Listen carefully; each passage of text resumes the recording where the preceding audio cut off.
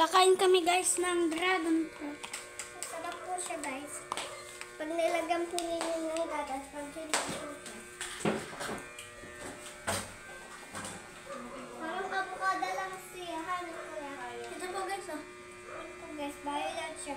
Lalagyan po ng gatas. Sa mga puti, gatas po siya guys. Sarap na guys guys. Ano yung kinakain ninyo?